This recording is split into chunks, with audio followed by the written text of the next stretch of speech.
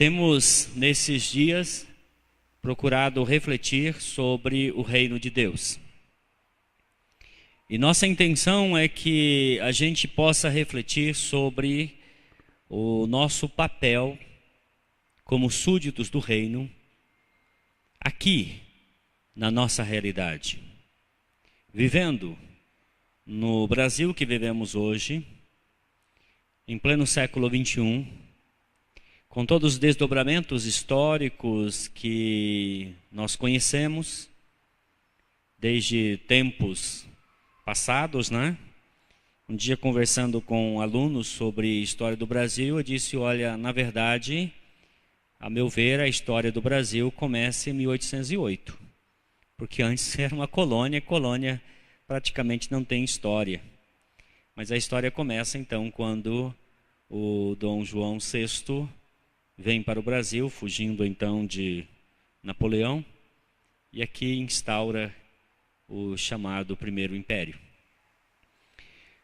Desde então, é claro, nossa nação tem passado por diversos momentos. Momentos bons, momentos ruins.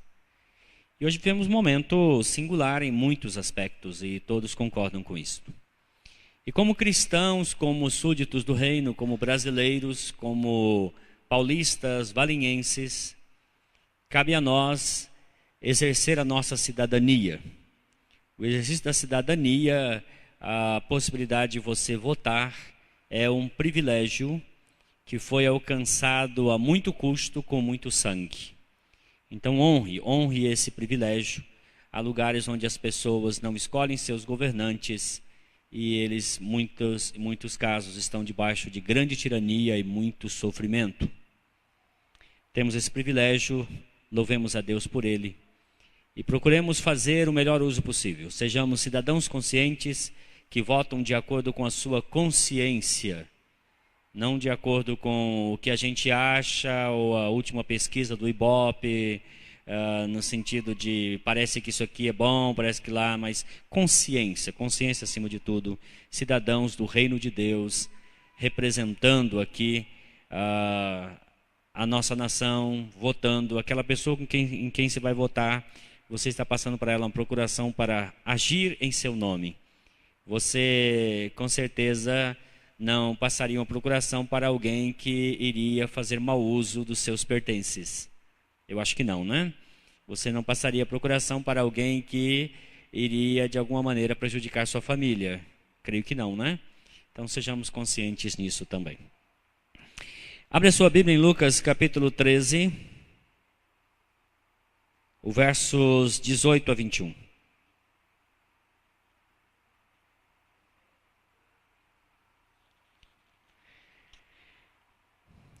Domingo passado falamos sobre o reino que é e o reino entre nós. Nesta manhã eu gostaria de falar com vocês sobre metáforas do reino. Metáforas do reino. Lucas 13, a partir dos versos 18. Então Jesus perguntou: com que se parece o reino de Deus? Com que compararei?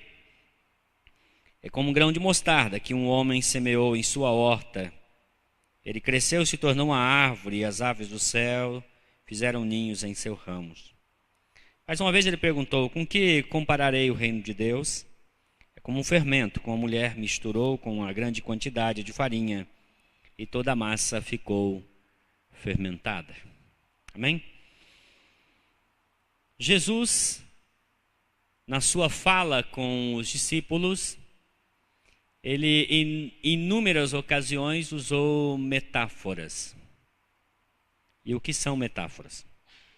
Aqui ele está dizendo que ele precisa valer-se de uma comparação para falar do reino de Deus.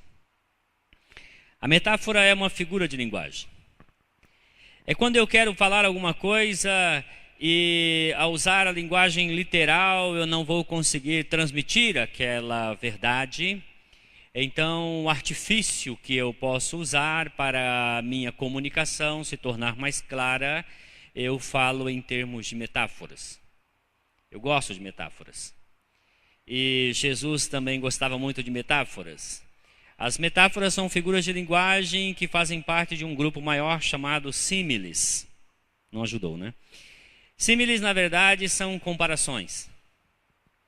E existem diversos tipos de metáforas. Existem metáforas que são bem absolutas, outras que são um pouco mais relativas, algumas mais expansivas e outras bem mais expansivas ainda, que chegam a incorporar todo um conjunto de ideias. Existe aquela comparação que nós podemos dizer que é absoluta, pura, e a gente pega ela num sentido até um pouco mais lato. Por exemplo, você está lendo um salmo, a Bíblia diz assim: o Senhor é a minha luz. É uma metáfora. O Senhor é a minha rocha. É uma metáfora. O Senhor é a minha fortaleza. O Senhor é a âncora da minha alma. Metáfora. Tudo metáfora. E é uma metáfora simples, no sentido que transmite uma ideia pura. Mas existem metáforas mais elaboradas, que precisam de uma certa interpretação um pouco mais aprofundada, onde nós lançamos mão de um elemento que naturalmente não pertenceria àquele mundo, àquela realidade, e trazemos para ela. E nós aplicamos aquilo através de lições e comparações. Por exemplo, as histórias de Esopo. Creio que todos vocês conhecem aquela história da cigarra e da formiga. Não conhece? E a cigarra representa aquela pessoa que vai vivendo a vida do jeito que a vida aparece, tocando o seu tamborim e assim por diante. E não se preocupa, por exemplo, em fazer nada no verão, porque ele acha que a vida é um verão eterno e chega o inverno, ele não tem o que comer. A formiga, pelo contrário, é aquela que no verão trabalha para armazenar para o inverno ter o que comer. Essa é uma metáfora. É uma metáfora um pouco mais elaborada. Existem ainda metáforas bem mais elaboradas. Quem lê Dostoiévski, por exemplo, entende que ele está fazendo todo o seu trabalho de maneira metafórica, onde cada personagem retrata uma realidade da vida humana. Toda a mitologia grega trabalha nesse sentido. E uma metáfora muito rica é a metáfora O Velho e o Mar. Recomendaria fortemente que vocês lessem esta obra de Ernest Hemingway, onde ele trabalha bastante esses aspectos. Uma outra metáfora que todo adulto deveria conhecer, né, é a metáfora do Pequeno Príncipe. Se você não leu o Pequeno Príncipe, você está em dívida com a leitura. Leia. Faz parte, vamos assim dizer, de uma leitura básica para a formação de um pensamento crítico e de formadores de opinião. Eu gosto também das metáforas de Umberto Eco. São bem mais elaboradas, evidentemente. O Cemitério de Praga, o Nome da Rosa, são tipos de metáforas onde você é levado a comparar aquela realidade com a sua realidade. E a Bíblia está repleta de metáforas. A Bíblia é um livro que trabalha bastante metáfora. É claro que tem muito sentido literal, mas a metáfora está presente ali. E Jesus é o mestre das metáforas. Ele usa as metáforas assim com uma maestria tão grande que impressiona até hoje os estudiosos. E por que Jesus usava metáfora? Bom, Jesus, ele queria falar sobre uma realidade ainda não plenamente presente entre os discípulos. Então, vamos pensar aqui, ok? Vamos tentar levar as coisas um pouco mais adiante. Que você fizesse uma viagem no tempo e você voltasse lá para o ano de 1930 e as pessoas estavam lá vivendo daquela maneira, né, onde os homens usavam chapéu, quando passavam a mulher eles tiravam o chapéu e tal, essas coisas assim. E aí então a sua responsabilidade é explicar para alguém lá em 1930 o que é um celular. Você teria imensa dificuldade. Seria dizer para a pessoa, peraí, sabe, você iria ter que usar elementos próprios daquele grupo, daquela pessoa, daquele tempo, para explicar algo que ainda não é real para eles. E Jesus vai falar sobre o reino de Deus para pessoas que não têm ainda uma ideia formada sobre o que é realmente reino de Deus. E estão vivendo debaixo de uma realidade que é contrastante com o reino de Deus. E Jesus precisa falar do reino, e ele tem que lançar mão de recursos, de ideias, de conceitos próprios aos discípulos. Quando Jesus discursa lá em João, no finalzinho do seu discurso, já caminhando para o Getsemane, ele fala para os discípulos assim: eu tenho muitas coisas a lhes ensinar, mas vocês não podem suportar agora. Jesus estava usando com os discípulos o que nós chamamos de pedagogia. E literalmente a pedagogia é condução de criança.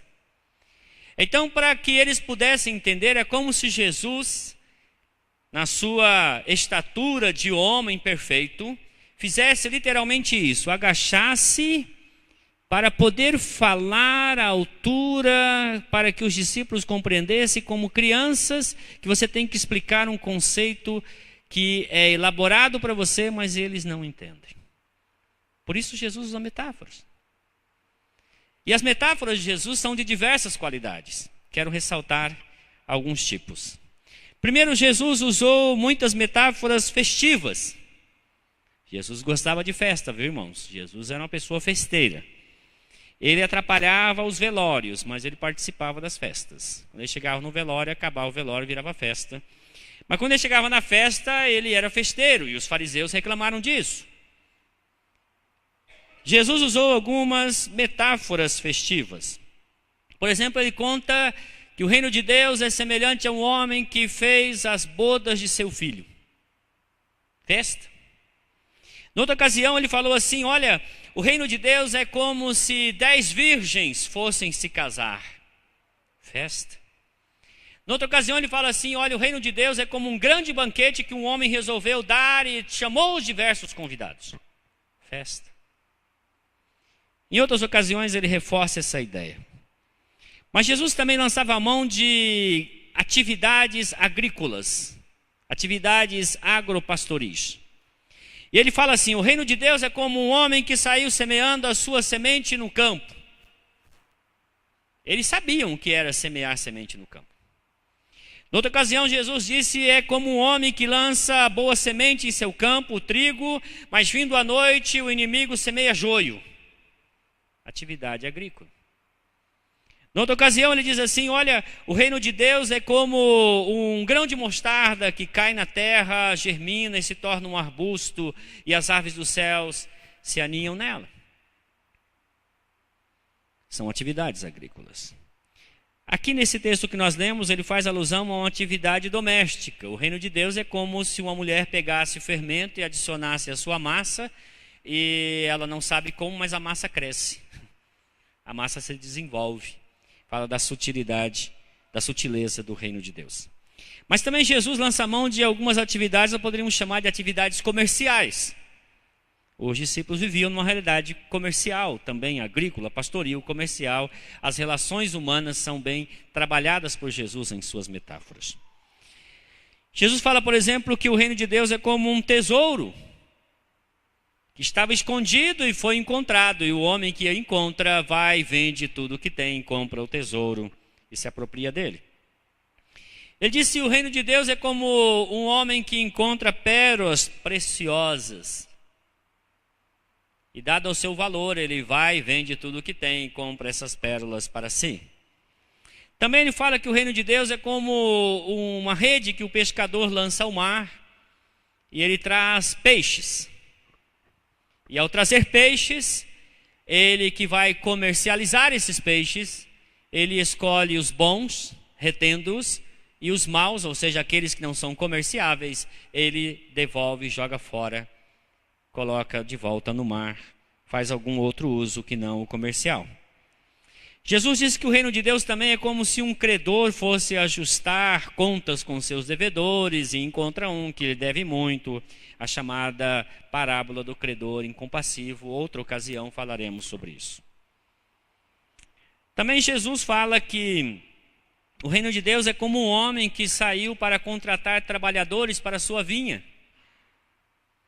E encontra um grupo logo cedinho lá e fala: ei, querem trabalhar para mim? Esse pessoal vai, trabalha para ele. Ele acertou por 1 denário. Depois, quando era mais ou menos umas 10 da manhã, ele encontra outro grupo e fala: vocês estão fazendo aí, parados, vão trabalhar também, leva eles. E ele faz isso até o final da tarde. E na hora de pagar, ele paga a mesma coisa para todos, porque este foi o acordo.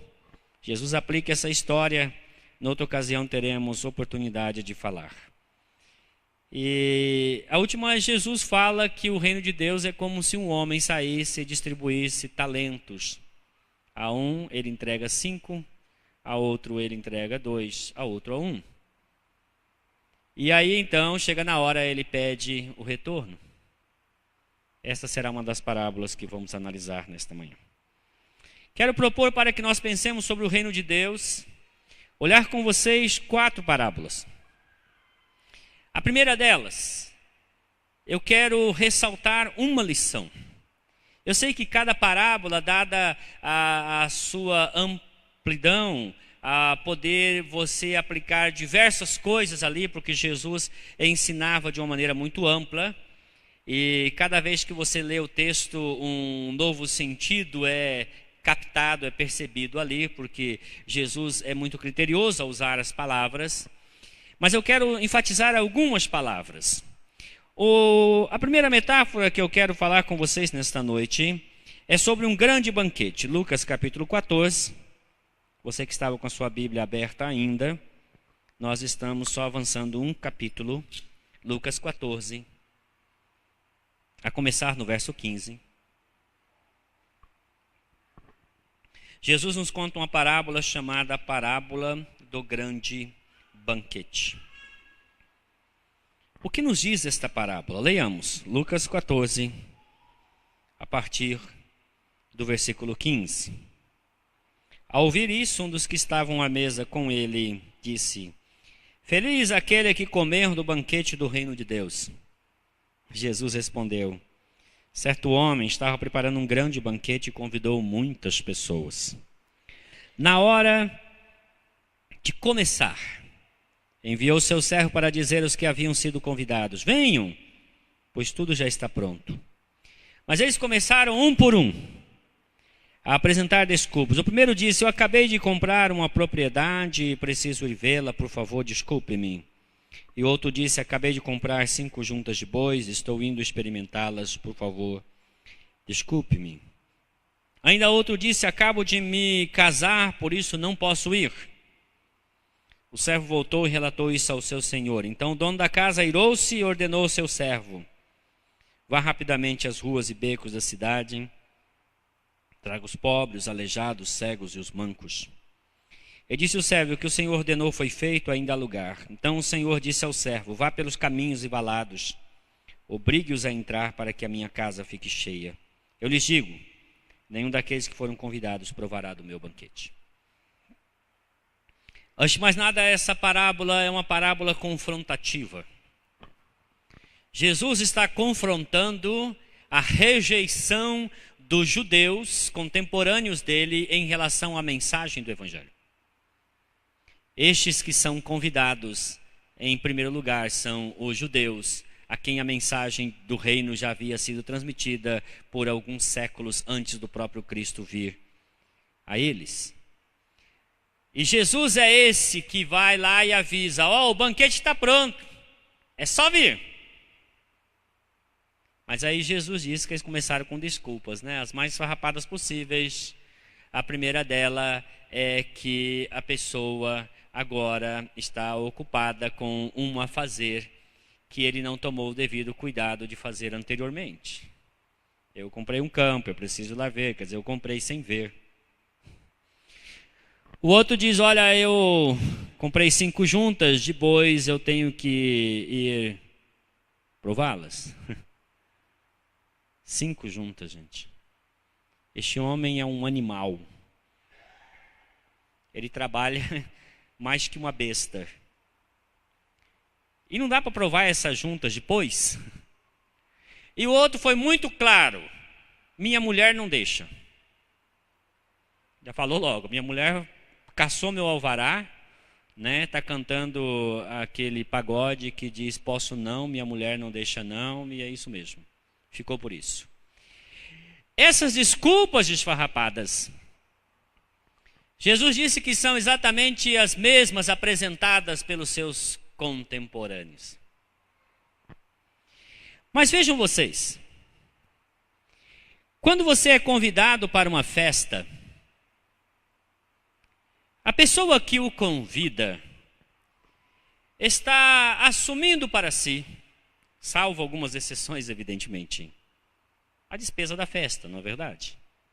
A pessoa está dizendo, olha, eu vou matar um animal, vai ter um churrasquinho lá na minha casa, né?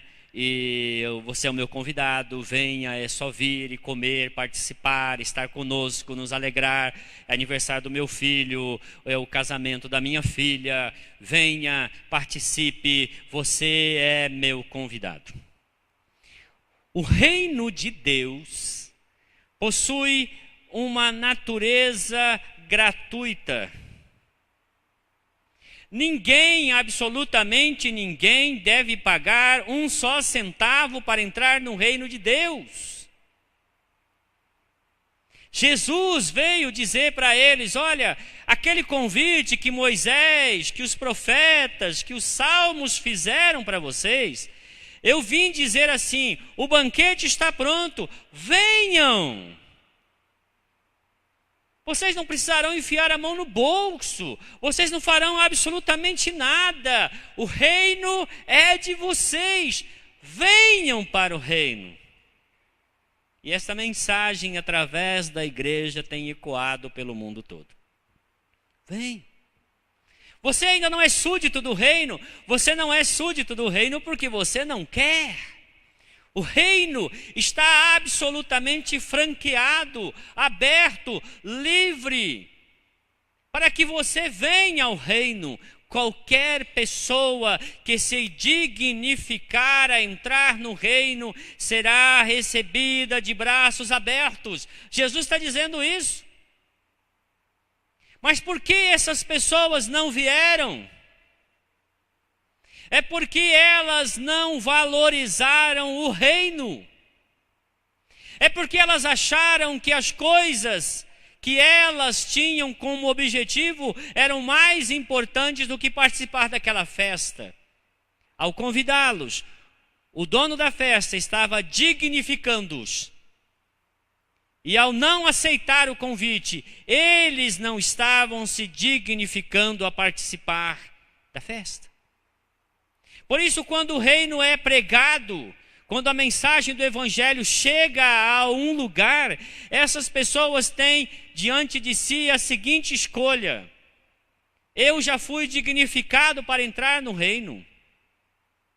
Agora, eu vou me dignificar a aceitar o convite? Eu irei à festa? Não existe uma obrigação de ir à festa. Mas a pessoa que não vai à festa não pode dizer, eu fui esquecido. Eu não pude participar da festa. Ora, você foi convidado. O churrasco está lá. Está tudo lá disponível. Se você é mato-grossense, tem mandioca. Se você é paulista, tem um pão. Se você é gaúcho, só carne mesmo, não sei o que vai ter lá. Mas eu gosto mesmo de outra coisa. O rei vai providenciar. Agora você tem que ir. O rei não vai por você. Há pessoas que depois de convidado para essa festa, estão esperando que o senhor da festa mande uma limusine. Com Gabriel dirigindo, que não pode ser o pastor. Tem que ser o anjo Gabriel dizendo, vai ter a festa, a limusine está aqui. Vai com a sua perna, irmão. Mas vai. E se você não for, o responsável por não ter ido é você. O reino é um reino gratuito. A entrada é franca. E você não precisa levar nem mesmo 1 quilo de alimento. Se você quiser levar para os pobres, leve para os pobres. Não precisa levar para o casamento, para a festa. O reino não precisa que você desembolse um fiapo sequer. O reino está aberto gratuitamente para você, porque o rei assim o quis. A segunda metáfora, Mateus capítulo 13.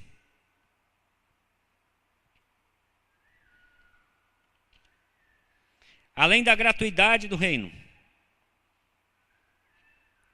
esta parábola, todo o capítulo 13 eu não vou ler, é bastante extenso.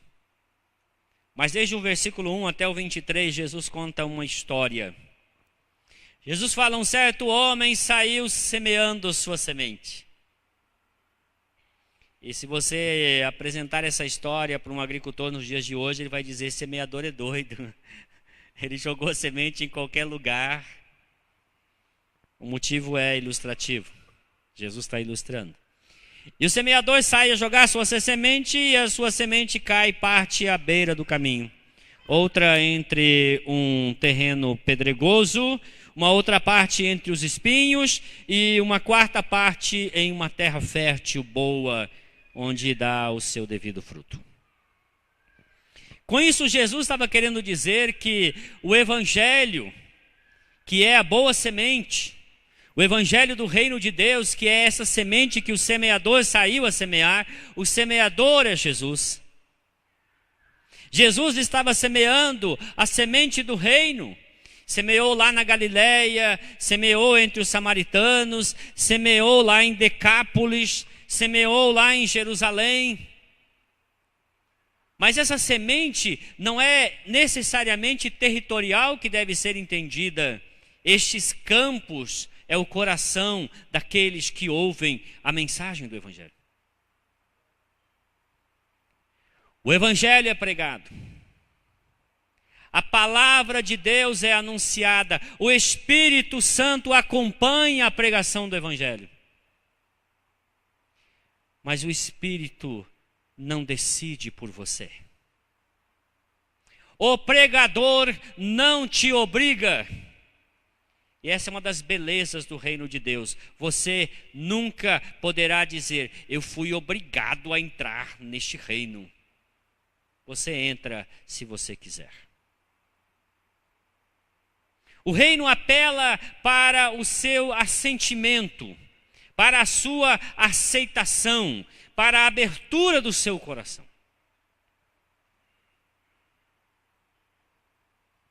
Os missiólogos trabalharam um certo tempo pensando em olhar a pregação do evangelho no sentido territorial. Por isso convencionou-se a janela 1040. Depois acharam que 1040 não era bom, ficou 040, subiram um pouco a janela, porque o leste europeu se abriu. E depois começaram a pensar sobre isso, e alguns disseram, quer saber, a janela não pode ser territorial, a janela precisa ser etária. Então convencionou-se 7-14, crianças de 7 a 14 anos. E hoje está sendo reavaliado isso, alguns estão dizendo, na verdade, é 0-14.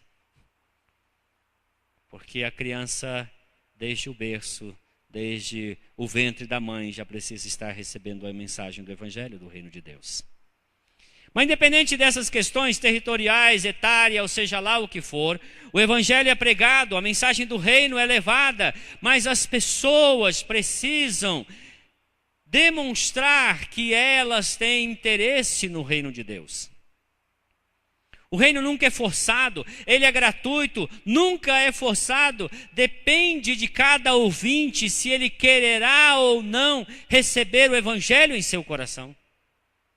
Aqueles que estão à beira do caminho ouvem, mas estão tão distraídos. Eles estão aqui me ouvindo, mas estão pensando, puxa, o Corinthians vai jogar hoje. São Paulo empatou ontem. Será que temos alguma chance de subir na tabela? A mensagem está sendo pregada e está pensando assim, puxa, será que eu dei ração para o meu cachorrinho? E aí as ocupações, as preocupações, as coisas vêm, arrebatam a palavra e ela fica infrutífera. Eu falei para as paredes e você não entendeu absolutamente nada. Quando as pessoas são assim. A outra cai em um terreno pedregoso. Até germina, mas não consegue ir adiante porque não consegue ter raízes. Quantas pessoas que eu vejo na minha caminhada de 25 anos como pastor, que ouve o evangelho, nos primeiros dias diz que recebeu a Jesus, fica mais crente que o pastor. Alguns que têm que falar assim, irmão, vai para sua casa, chega de ficar na igreja. Você está muito crente, diminui um pouco esse negócio aí, você acelerou demais, aqui não é arrancadão, aqui é uma caminhada. Não dá uma de Usain Bolt não, porque essa é na verdade, uma maratona. Pessoas que têm às vezes arrancada, vai, mas depois elas fenecem. Porque vêm as lutas, vêm as provações e as dificuldades. E o terceiro grupo, aquela semente germina, mas os espinhos sufocam. São os cuidados da vida. São as muitas coisas que a gente se enfia e de repente a gente está lá e pergunta assim, como é que eu entrei aqui? Como é que eu entrei nessa? E a vida vira um redemoinho de atividades, de coisas, em busca de uma realização, não sabe-se porquê. Às vezes para impressionar o vizinho que tem um Porsche, e eu quero ter uma Ferrari. Não sei se Porsche é melhor que Ferrari, mas fica nessa comparação. E as pessoas entram nesse frenesi. Eu quero ensinar outra palavra para vocês, chama-se azáfama. Azáfama é ficar correndo o tempo todo. Hoje nós vivemos o mal de azáfama. De repente as pessoas estão desesperadas, atropeladas, param no sinal e falam, vai. Parece que quer trocar o sinal mentalmente.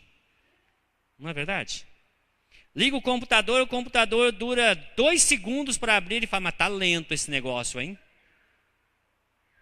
É isso. Vem os espinhos, sufocam a palavra.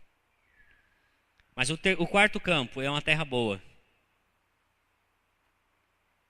O reino é pregado. Mas quem define o resultado da pregação do reino é o coração de quem ouve. O pregador não pode produzir frutos em seu coração. A semente produz fruto em seu coração, mas para produzir frutos precisa de um coração acessível, de um coração aberto, de um coração disposto a receber a semente e permitir que ela cresça, germine e frutifique a 60, a 100 por 1.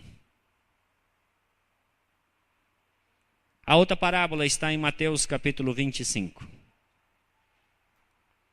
Jesus nos conta sobre 10 virgens.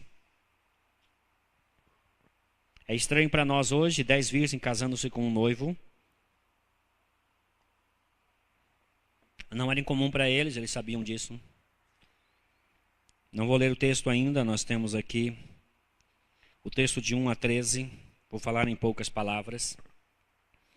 Jesus disse, o reino de Deus é como se 10 virgens tivessem sido prometidas a um noivo. E essas 10 estavam ali na expectativa da chegada do noivo. Mas de repente Jesus muda a história e diz, 5 delas eram prudentes. E 5 eram tolas. E queridos, eu quero dizer para vocês que o português é uma das línguas mais eufêmicas do mundo. Quando eu falar uma palavra difícil, eu vou explicar. Eufêmico quer dizer aquele que amacia o diálogo. Ao invés de falar uma palavra pesada, fala uma coisa mais levinha, né? De uma pessoa assim que estava, digamos, um pouco acima do peso, chegou para mim e disse, você acha que eu estou gordo? Eu falei, não, você está fortinho. Né? Reforçado. Eu quis ser eufêmico, mas eu deveria ter dito, tá assim. Eufemismo é exatamente essa ideia de abrandar o discurso. E aqui, o nosso insensato é um abrandamento, porque o que Jesus falou é um negócio bem mais pesado. E aí então Jesus disse que essas mulheres eram umas sem noção, umas no notion. E elas estavam ali, tranquilas, de boa, sem se importar. A candeia, a lamparina, está lá meio bruxuleante, né? Quando o fogo está meio assim, apaga, acende, soltando fumaça. E elas não se importaram. Aí de repente elas olham, a lamparina está apagada e elas, eita, e agora? E é engraçado que às vezes o gás acaba quando a gente não acha um vendedor de gás bendito aberto, não é verdade? Às vezes a hora que ele está com a necessidade é exatamente quando a necessidade dificilmente poderá ser suprida. Não é assim? Aí você está organizando aquela festa de Natal, e aí você comprou tudo, menos... Aí quando você vai ver, o mercado já fechou. E aí fica aquela situação, né? Que a gente já conhece. Essas moças então olham, vê que não tem azeite, e falam assim, e agora? O que será de nós? Olham para as outras 5 que são prudentes, e elas têm azeite e dizem, racha com a gente, divide aí. E as prudentes dizem, agora não. Para não faltar para nós. Vocês, igual a cigarra, ficaram aí cantando, tocando a musiquinha, não se preocuparam com o azeite, agora querem que a gente divida o azeite com vocês. Não. Talvez você fale assim, mas é muito cruel da parte delas fazerem isso. Não, é prudente. As 5 prudentes vão ao encontro do noivo e se casam com o noivo. As 5 nécias chegam, vão comprar o azeite e quando voltam, as portas estão fechadas.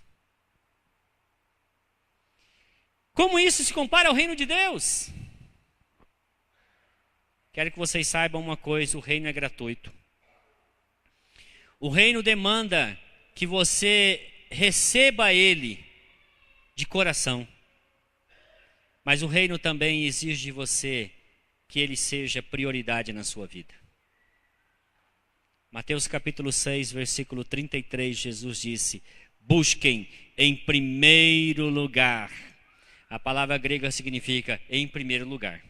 O reino de Deus e sua justiça, e todas as demais coisas lhes serão acrescentadas. O reino antes de mim, o reino antes das minhas necessidades, o reino antes de todas as outras coisas. Busque um reino. Essas virgens nécias, tolas, estúpidas, elas não priorizaram aquilo que deveriam priorizar. Elas não valorizaram o fato de que era necessário ter azeite para estar pronta, para quando o noivo chegar, elas irem ao seu encontro. E o reino de Deus exige prioridade. Entrou no reino, o rei está dizendo que sua prioridade seja sempre o reino de Deus. Seguindo o texto, a outra parábola a partir do verso 14, a última desta manhã. Jesus nos fala sobre um homem que vai empreender uma viagem e confia aos seus servos seus bens. A um concede 2 talentos, a outro 2, e a um último concede 1, e Jesus diz de acordo com a sua capacidade. Este homem conhecia os seus servos. Chamou o fulano e disse, você é bastante capaz, ficará com 5 talentos. Chamou um outro e disse, olha, você é capaz, mas não tão capaz quanto ele, mas é capaz, eu te dou 2 talentos. E chamando um terceiro disse, eu vejo capacidade em você, não como os dos outros, mas você tem capacidade, eu estou confiando a você 1 talento. O talento era um valor considerável que naqueles dias poderia perfeitamente dar início a um pequeno negócio. E este homem viaja. Tempos depois ele volta. E quando ele volta, ele chama os seus servos. E chega aquele que recebeu 5 talentos. Todo feliz, empolgado. E fala para o seu senhor, me deste 5. Eu te devolvo 10. eu multipliquei. Eu trabalhei, eu me esforcei. O Senhor me deu 5 limões. Eu não fiz uma limonada, eu plantei os limões, consegui alguns pés de limões, eu multipliquei esses limões e agora eu sou um comerciante de limões aqui na cidade e eu estou te devolvendo o dobro do que me deste. E aí aquele homem disse: você é o cara. Parabéns. Eu te dei 5, você me devolve 10. Eu te coloco agora numa posição privilegiada. Você terá esses 10 novamente para administrar. Confiei em você, você confiou em mim, produziu, eu vou honrar seu trabalho. Maravilha. Chega o que recebeu 2. Sorridente, contente também, disse: olha, me deste 2, eu te devolvo 4. E aquele senhor disse: uau. Uma coisa interessante é que Jesus fala a mesma coisa para os 2. Porque para ele não é uma questão se é 10 ou é 4. A questão é a dedicação deste homem. A questão é, ele duplicou. Ele botou mente e coração naquilo. Ele valorizou o que ele recebeu. E ele traz de volta duplamente, com alegria em seu coração. E recebe os mesmos elogios. Bom está, servo bom e fiel. Sobre o pouco você foi fiel, sobre o muito eu te colocarei. Aí vem o terceiro. O terceiro é aquele vitimista. Choromela. Porque não sei, a vida é ruim comigo. Eu nasci lá naquela cidadezinha que ninguém sabe onde fica. Queridos, não interessa onde você nasceu. Pastor, mas o senhor não sabe a dificuldade que eu vivi. Querido, o dia que você achar que a sua vida está ruim, eu quero te recomendar. Aí lá no YouTube, escreve o nome Nick Vujicic. Creio que é esse o nome. Um homem que nasceu sem braço e sem perna. Tá? E quer saber? Ele nada. Eu não sei como, queridos. Eu estava tentando entender como que ele faz aquilo, mas ele nada. Tem um testemunho dele. Ouça o testemunho dele. Você que tem braço e tem perna, você está milhares de vezes em melhores condições do que ele. Gente, nós não podemos viver nesse negócio de vitimismo. Não podemos. Não devemos. Um dia eu ouvi uma fala, né? Pessoas dizendo assim: fulano de tal, nasceu lá no Piauí, lá na miséria. Aí hoje, ele é gerente de um hotel em São Paulo. Aí você pergunta, como é que esse menino conseguiu? Esse menino conseguiu porque ele acreditou nele. Esse menino descobriu que um bom gerente de hotel precisa falar fluentemente o inglês. Sabe o que esse menino fez? Esse menino falou: pai, me arruma um rádio, mas eu quero um rádio que consiga sintonizar uma estação de rádio lá da Inglaterra. Ele arrumou um jeito arretado dele e conseguiu. E sabe o que ele fez? Ele passou dia e noite ouvindo aqueles ingleses falando. Um dia chegou a mãe dele e falou: mãe, vou arrumar uma grana aí, eu vou para São Paulo, vou chegar lá e falar: eu quero trabalhar nesse hotel. E se o cara perguntar por que eu devo dar emprego para você, eu vou falar em inglês para ele ver que eu falo bem o inglês. Chegou naquela cara dura, chegou lá e falou: eu quero trabalhar nesse hotel. O cara falou: o que me faz pensar que você deve trabalhar nesse hotel? Ele falou: porque eu falo um inglês perfeito. É? Começou a falar inglês com ele, ele repetiu e o cara falou para ele assim: seu inglês é melhor que o meu, você está contratado. Tempos depois, esse jovem era gerente do hotel. Nasceu no Piauí, uma cidadezinha que faz corrida de galinhas. A atração da cidade é a corrida de galinha. Mas ele acreditou nele, parou com esse vitimismo. Ah, o Senhor me deu só um. Um é infinitamente mais do que zero. Ouça bem isso. Pega esse 1 e multiplica, vira 2. E se você pegar 2, vira 4. Se você pegar 4, vira 8. Pensa exponencialmente, porque o universo foi criado assim. E você nasceu de uma célula que virou 2, 2 que virou 4, 4 que virou 8, 8 que virou 16. Essa é a mentalidade de Deus. Esse cara chega lá, tu me deixa só um, falou, deu 2 para o outro, 5 para o outro. Ei, o Senhor não me valorizou. Que não te valorizei, rapaz? Eu te dei um talento. Eu te dei uma capacidade, o que você vai fazer com ela? Ah, eu queria tanto ter aquela capacidade de cantar tão bem. Se você é desafinado, Deus já deu um recado para você. Não canta não, vai fazer outra coisa. Eu já sei disso. Há muita coisa que fazer no reino de Deus. O reino está aí. Capacidade lhe foram dadas.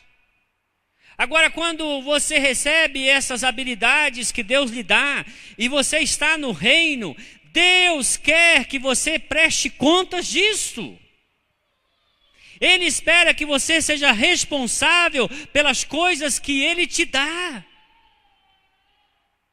Ele não quer ouvir súditos falando assim, ah, eu acho que o Senhor foi injusto comigo, não me deu a habilidade que eu queria. Eu queria correr como aquele velocista. Eu queria saltar como aquela mulher que salta lá. Eu queria ter a força.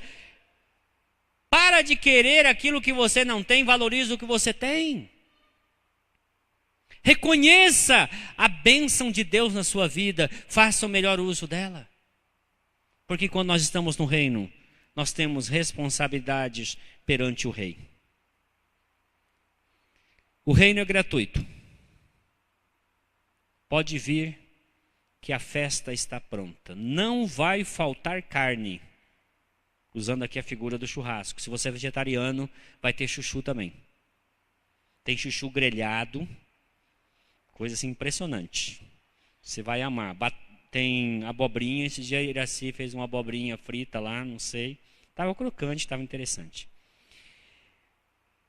É necessário que você tenha receptividade ao reino. Ao ouvir a mensagem, receba com alegria em seu coração. É necessário que nós priorizemos o reino. E é necessário que assumamos as responsabilidades perante aquelas coisas que Deus nos dá como súditos do seu reino. Para terminar, uma palavra pastoral. Em breve vocês poderão e terão a oportunidade de exercer o dever cívico e o privilégio cívico de votar. Votem como súditos do reino. Votem pensando o que a proposta desse candidato que eu vou votar tem a ver com o reino. Se não tem, aquele não é o seu representante, querido. Olhe direitinho. Eu sei que é difícil, porque política muitas vezes se faz com aparência, né? Muitas vezes não, quase sempre com aparências. Mas sejam criteriosos. Paulo disse aos Efésios, vejam prudentemente como vocês andam. Se você quiser olhar, é Filipenses 5,15. Porque eu vejo que às vezes eu falo o versículo, aí o pessoal fala assim, mas aí eu não olhei. Olha lá, querido, eu estou dando endereço para você, a coordenada. É Efésios 5,15. Veja prudentemente como vocês andam. Não como tolos, mas como sábios. E como é que um sábio anda, querido? O sábio anda discernindo o momento, percebendo o que deve fazer naquela devida ocasião. Sejam sábios. Façam um bom uso do privilégio que vocês têm como cidadãos do reino e cidadãos deste maravilhoso país chamado Brasil.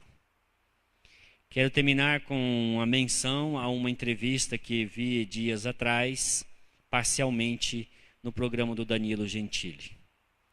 Há uma tendência no Brasil, e essa tendência eles chamam de espírito de vira-lata. Brasileiro gosta de falar mal do Brasil. E aí o Danilo Gentili, entrando nesse espírito, falou para o entrevistador assim, mas nosso país não está bem, nosso país isso, nosso país aquilo. O entrevistador disse, Danilo, você está muito mal informado, o povo brasileiro é um povo bom. Queridos, tenho viajado, às vezes, fazendo conferência, pregando em algum lugar, em muitos lugares desse país.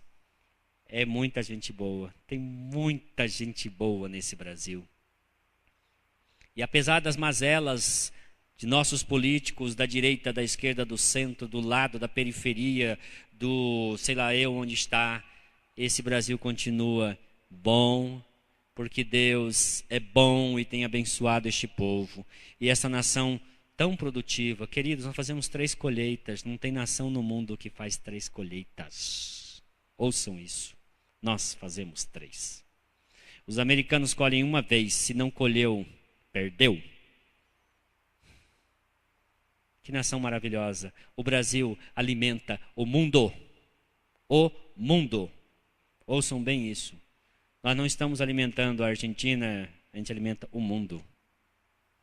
Esse Brasil é bom. Acredite no Brasil. Faça o melhor para este povo. Como súdito do reino, você tem responsabilidade em fazer o melhor para a sua nação.